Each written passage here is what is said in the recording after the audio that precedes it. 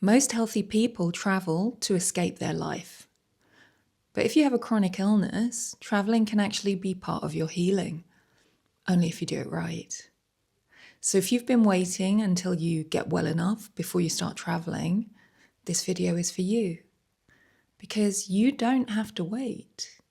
One lady came to me for help and said after a few weeks of working together and she was starting to see some progress in her nervous system healing, she said, I want to go on this family holiday and it's in 3 months. What do you think?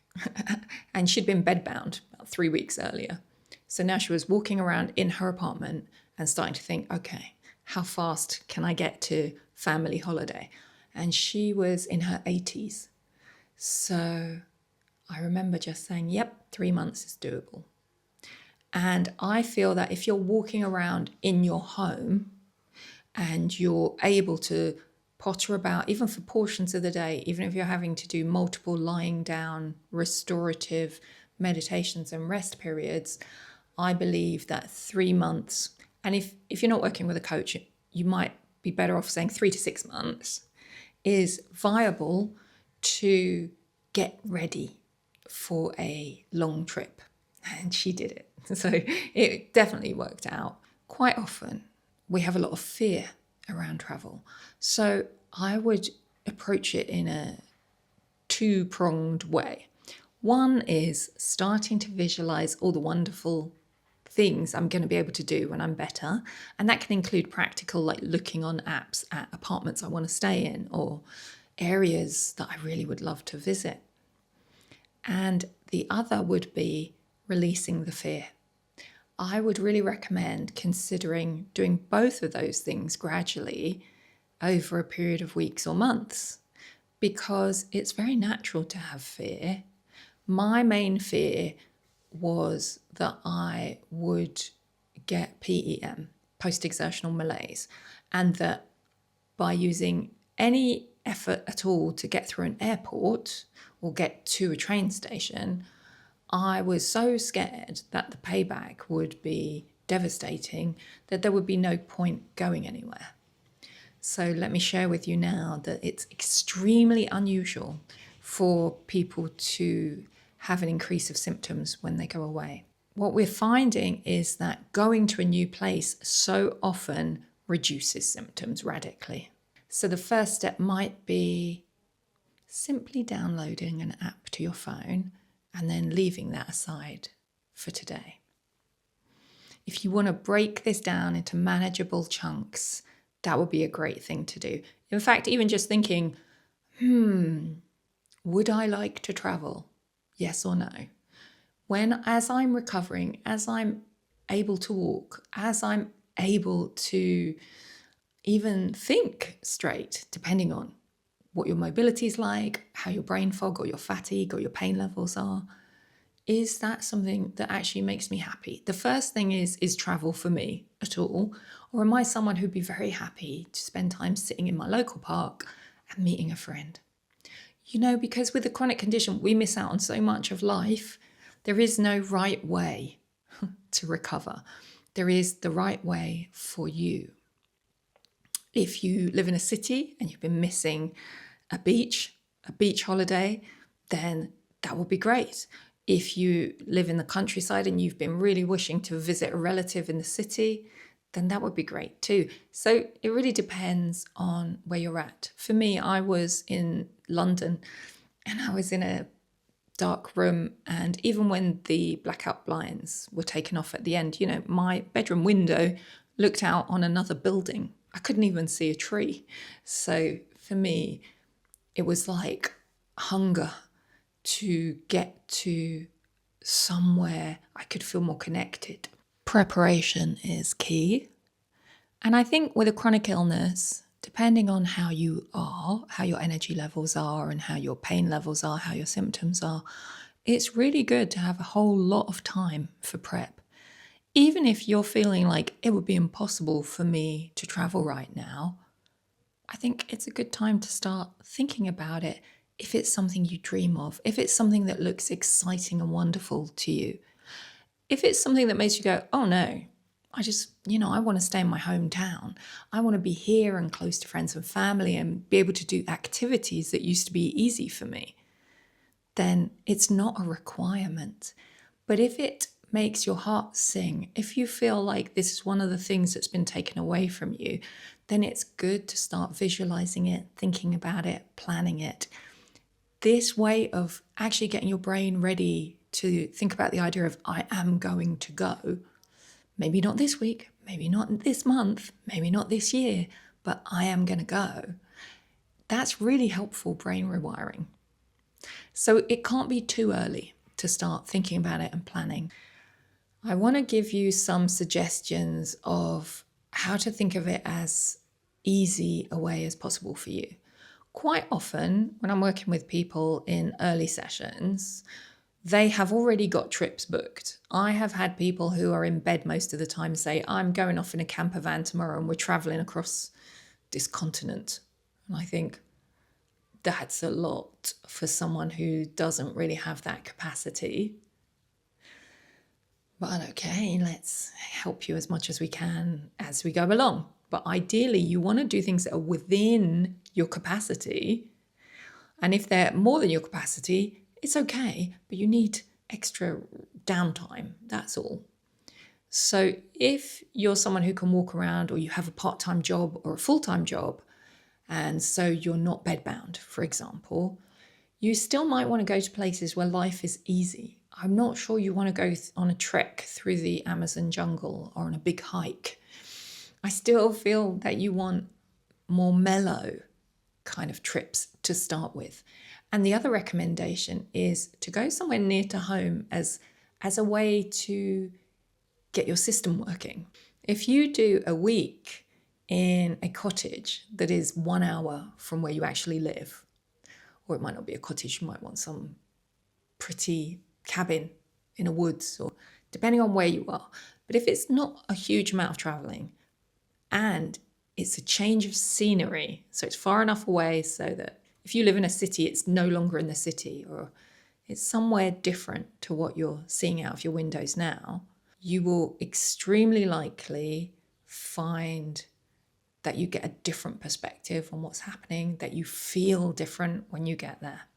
And it gives you a practice trip to work out, what do I need to take with me? This is not such high pressure, because in theory, someone could bring me something from home if I forgot it, or I could go back, or someone close to me can go and get something if I really, really needed it. I haven't gone so far away that it feels so stressful. If your window of tolerance is bigger, if you're able to do more, it might be that you want to do a short haul trip, that you want to fly somewhere, or you want to go somewhere, like if you're in the UK, you might want to go somewhere in Europe, for example. And in that case, I suggest making it feel as familiar as possible. So the ideal thing is to go to a place you've been to before. Meaning, if there was a place you used to holiday 20 years ago, but you haven't been back to that town, that would be a good town to go to and find somewhere, because part of you will feel less stressed just because your nervous system remembers it. It needs to be that you have good memories of it, not bad memories, not that you had very stressful, horrible times there in the past, but that you had good times there. So the whole point of the first time you travel is to make it as soft as possible, as easy as possible. It might be that you have very close friends who you want to go and stay with them as your first trip. Again, depending on how nourishing they are for you, I would make a call based on, do I always feel good when I'm around them? Do I always feel supported?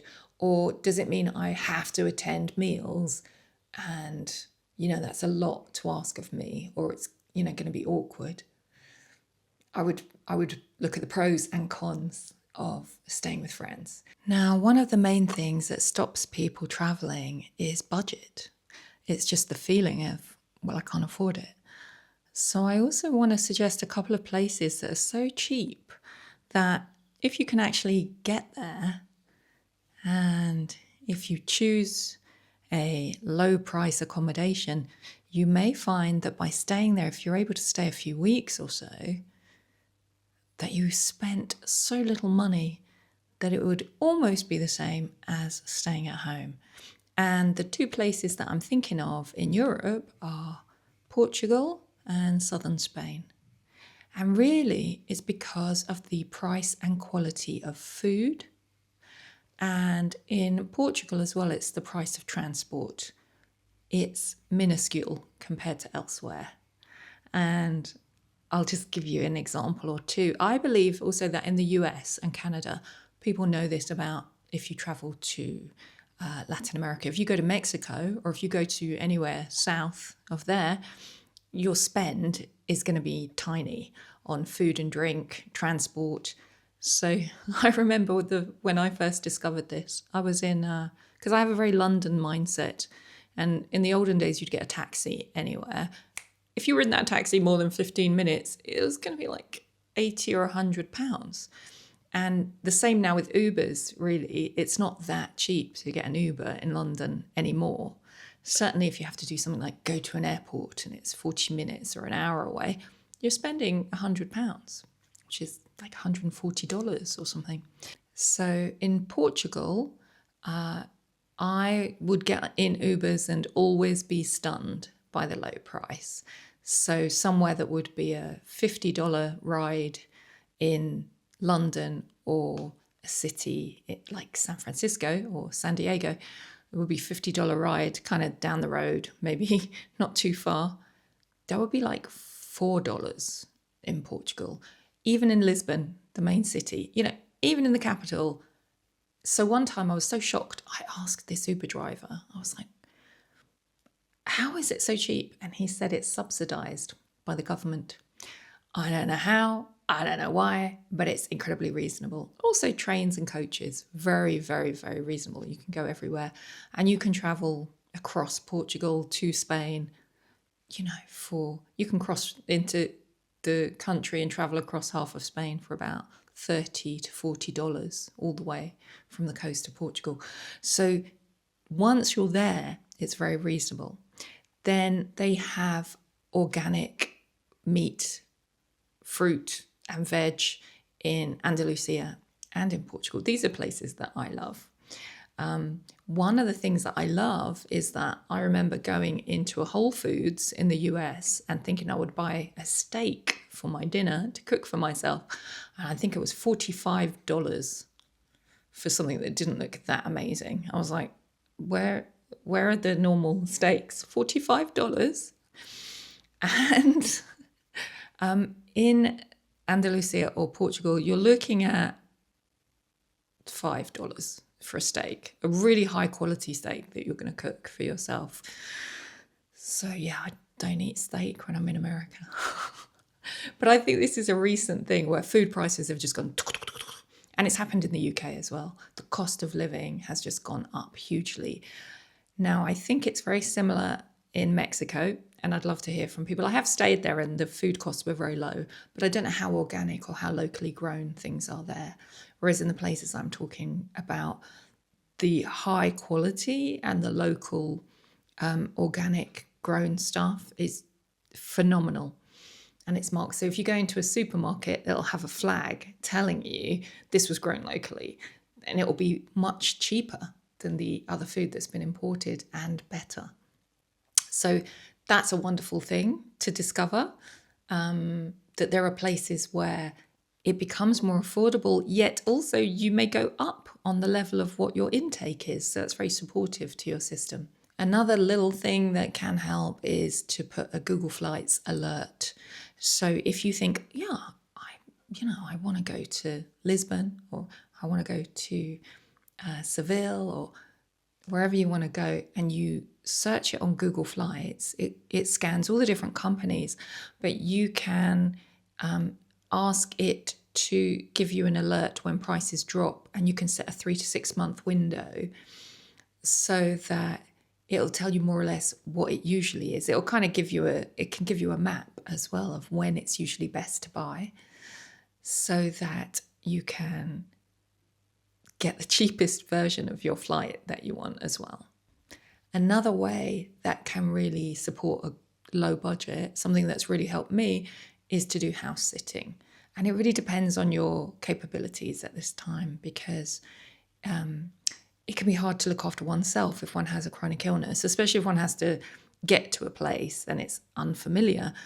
But I have found it very good for my nervous system healing to be around animals, to look after, say, an easy animal like a cat or a guinea pig or a hamster. Something that was easy for when I was first recovering and my window of tolerance wasn't that huge, because then you have free accommodation. And it might be accommodation that's far nicer than one you would have rented. I have seen things on booking.com that are $100 a night that are a tiny little studio apartment, but then I get a house to stay in with some animals for a few weeks, and it's $0 per night. And it's much bigger and lovelier than a place that I would have been able to rent. So that's something that, if you haven't heard about it, I have made a whole video about one of my house sitting experiences that was amazing. Another point is to think about who goes with one on the travels. Of course, it must be more scary to go alone. I had to go alone, but ideally I would have preferred not to go alone. So it must be factored in that it's a great idea to bring someone with you or some people with you, as long as they are not creating a huge amount of stress for you. I would aim to think of any travels, if I have any stage of my chronic condition, I would think of those travels as part of my healing. It's not a holiday away from life, it's part of the healing. It's part of my life. And therefore,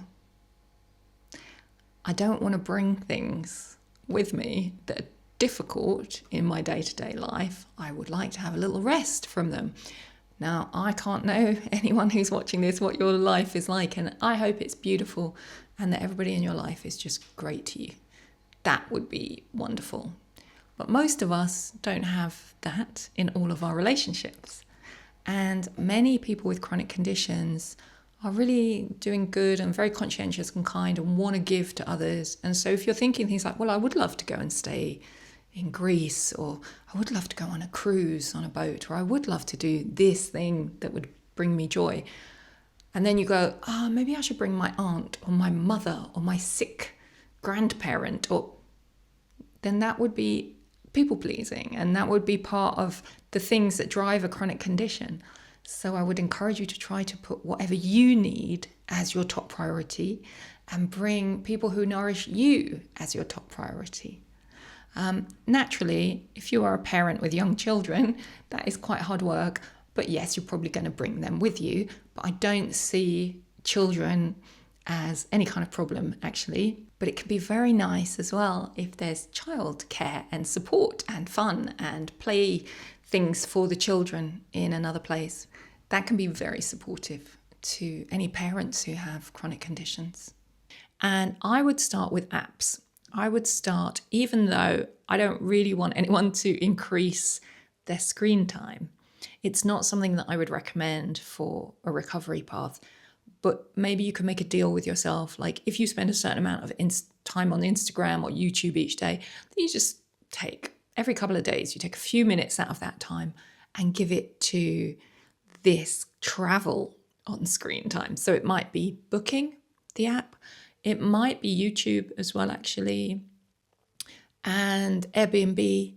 And I think Google Maps is really useful. And I'm sure there are other really, really good apps that I don't know about. So maybe people can share in the comments if they've got suggestions. So Booking for me was everything. So I used Booking and I made short lists of places that looked possible. And those short lists would include names like 1 month or longer stays. Or I had near Malaga, I had near a town in Portugal, I had the whole coast of Portugal because I was like, I want to live on the Algarve, I want to spend a few months there. I've heard so much about it. Portugal sounds so wonderful. So that was on one of my lists. I think I had 20 lists of favourites. And one thing that happens on Booking is people do special prices that you gradually uncover. So for example, I would look up 30-day stays. So I would put in the dates and then I would see if there was a special price, because a lot of accommodations on booking.com will give you, say, it might be a nightly price of a lot. Then they make it less for a weekly rate. So if you book 7 nights, but if you go to 30 nights, some places are a quarter of the price or a third of the price. So then it gets interesting. So you can even do a worldwide search on Booking and put in 30 nights and put in your budget parameters and see what comes up. So some of the places that are very low budget are terrible. And I used to, when I was in southern Spain at the beginning, I would go and have a look. I would drive to the place and have a look and go, oh yes, the photos did look nice, but I would be scared to stay here. Like this is very deserted place, or it has very extreme weather, or it looked nice from the inside, but when you look at the outside of the building, you see you've got old neighbours right on top of you. So that's the reason for using Google Maps. Now, I don't necessarily drive to go and look at a place. It might be the other side of the world. But on Google Maps, you can use the Street View feature and see the outside of the building and see what the street's like and see if you're right next to a motorway or if there are things that would make you go, oh, I don't want this. And the other good thing about the Google Maps app is the reviews. So you can get other independent reviews from people. And I think on these apps, you can trust the reviews more than anything. And what you'll do is you'll create your own system of these are things that I would like, these are things I wouldn't like. But right at the beginning, let's say you're prepping for the distant future and you're just looking, you're almost window shopping, then none of that matters. You're just like, that looks nice. Yeah, I'd like to go there. That looks nice. I'd like to go there. And they go on a saved favorites list. That's really the first step. It is very helpful to have an accommodation strategy. If it is a holiday, like a family holiday in a hotel, then maybe everything's already pre-decided and pre-planned and you are joining other family members. So in that case, it might just be a case of checking that you have your own room, that you can have the things that you need, that you are, whether you need, say, if you need a shower or you need a bath or you need to know that there's not a lot of noise in that part of the building of the hotel, or if you need to know that there are good blackout blinds, or whatever you need might just simply be an email to the management of that place to say, can I have this, can I have this, can I have this, can I have this, can I have this? And very many people with chronic conditions will take their own things, like they will take their own pillowcases, they will take scent-free soaps, or depending on what your sensitivities are, you may find that you want to take quite a lot of things anyway. If, however, your condition is more moderate and you're thinking about doing, whether it's a road trip or you're going to fly somewhere that isn't a family holiday, it's something where you're actually going to travel around a bit, and whether you're going to do day trips out of a place or it's not a luxurious hotel, in that case, you might want to be looking at what are your personal needs. So for me, I'm always looking at the photographs on the properties, whether it's on booking.com or Google Maps, where, you know, I'll choose a place and then I will look at the accommodations around there. And I'm looking at the size of the windows. That is the main thing that I have discovered that I really, really care about. I love to have a place that is full of light. It also means the climate has to have a lot of light. And you will have personal preferences like this. You may also be noise sensitive, so you may want to know that that accommodation, you could check the reviews, see if there are any reports of noisy neighbours. Because some of the hotels and things, they say they've got soundproofing, but then you read the reviews and the reviews say, we had people who were partying all night and we could hear everything, or we had people above us who were stomping around. So if you're noise sensitive, that's something really, really useful to find out about. Another important thing for your accommodation is depending on who you're traveling with. If you're traveling alone, you're going to want a shop or a delivery service that can bring food to you. So again, that's budget dependent, because if budget is no issue, you might be in a 5-star hotel and you can have room service day or night. But if that's not your situation, for most of us that is not the situation, it can be really helpful if there is a food store like over the road, like really close.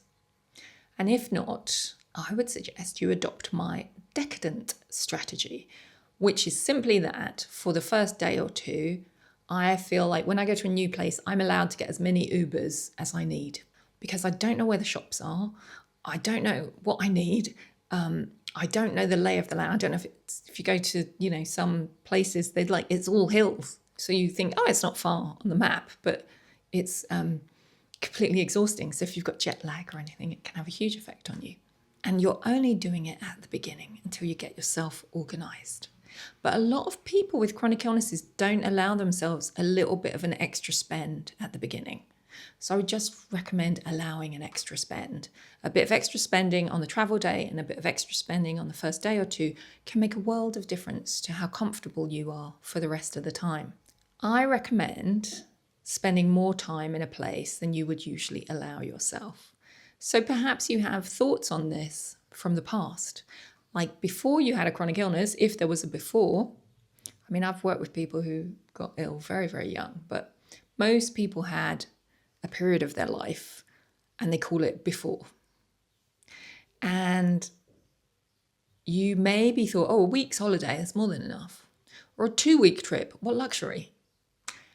But with a chronic condition, it's much better to slow down as much as you possibly can, partly to build in healing days, recuperation, restoration days, and why are you rushing? We don't want to be rushing. Urgency is something that puts the nervous system into a heightened state. So if at all possible, I tend to encourage you to go somewhere and stay in that one place for quite a few weeks if you can, and kind of consider it for yourself as a healing retreat.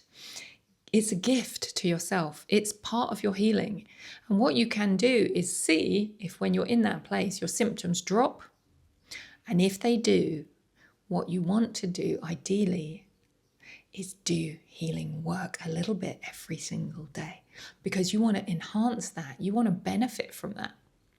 I can tell you what most people do, which is not what I recommend. Most people get a drop in symptoms and pretend they don't have any kind of chronic condition and have a great time. Nothing wrong with that, but it just doesn't last that long. So what I would like is for you to recover completely. So therefore, I'd like you to be strategic. And that means you benefit. You go, oh, I've got almost no symptoms. I want this to last for the rest of my life. So therefore, maybe every day, every second day, I do some healing work. Meaning I get a day to just have a great time. Next day, I'm doing 20 minutes to 40 minutes of healing work. Next day, have a great time. Next day, 20 minutes to 40 minutes of healing work, because that is an investment in your future. And as you can hear, it's not that long of time. It means you're staying in your room or your hotel room or your apartment. Well, maybe the other people are going out for a coffee, or they're doing something, or they're in the lobby and you're doing some meditation, or you're doing an emotional freedom technique video, or you're doing something that's helping you to release any past stresses. And that is investing in this good feeling staying with you, helping you get to a complete recovery. Some people want a change of climate and some people don't as well. I remember many years ago, before I was bedbound, I lived in Spain in the heat of the summer in southern Spain, and it would go to 45 degrees and it would be unbearable. I didn't have aircon and I had to work. And I used to fantasize about living in a climate with rain. And whatever it is, it's going to be available. For me, you can check out the other video I made where I tell the whole story of how I began traveling. And I wasn't ready. I wasn't recovered. I could barely move, but I was evicted from my home and I had to go somewhere. So it was a question of necessity, not. I learned all these things by accident.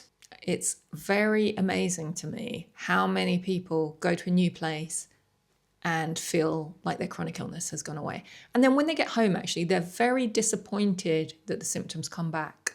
But I do want to reassure you that it doesn't mean you got better and then worse. You're not ever getting worse. It's simply that the more soothed your nervous system is, immediately the less symptoms you have. And when we go back to home, there are a lot of triggers. There are a lot of things going on. There's a lot of interactions. There's a lot of pressure that comes back. We go back to the bills, the jobs, the relationships, the commitments that we've made. There's a lot on one's shoulders, and that actually is going to increase those symptoms again. And it does end when one can release those patterns and emotions and stresses. Then when you go away and go home again, then you don't get symptoms.